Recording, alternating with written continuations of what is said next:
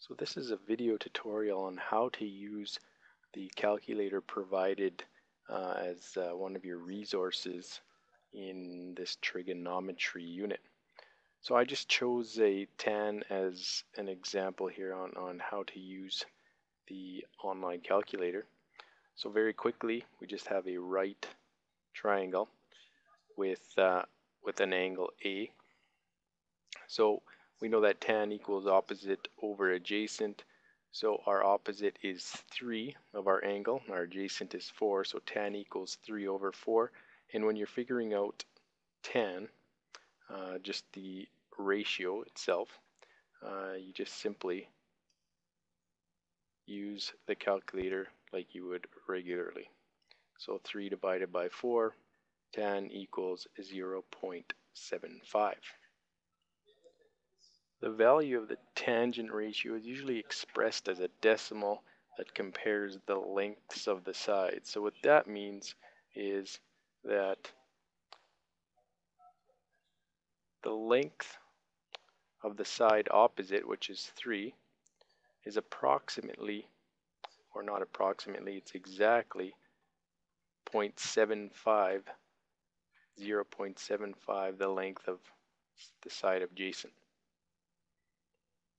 Or in other words, the length of the side opposite is 3/4 the length of the side adjacent.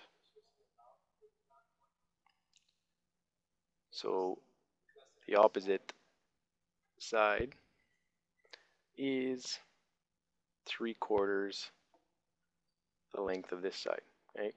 Or 0.75 times the length of this.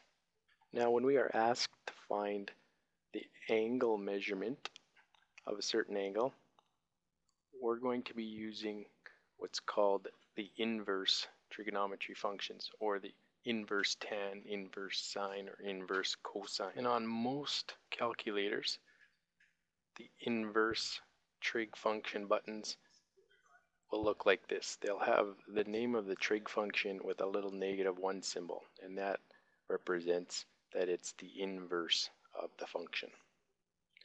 So to find the angle measurement of tan, angle A, is just a matter of simply typing it on a calculator.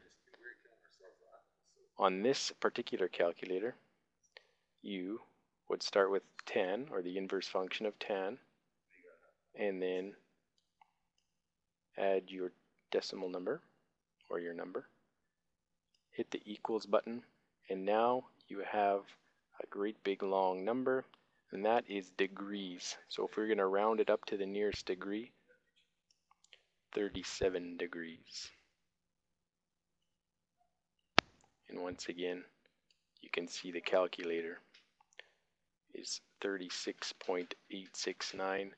If we were to round up to the nearest degree, we would round to 37 degrees. And we just simply put the degree symbol, or you can write the word degrees.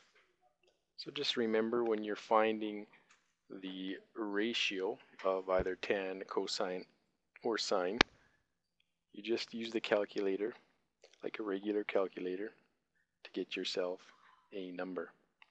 And if you have to find the angle measurement of a certain angle, you are going to use the inverse function of the calculator. And that, once again, are the buttons that have the -1. Some calculators will have an inverse button that you push before you touch the sine, cosine, or tangent buttons. But if you're using the online calculator, it's simply these 3 right here.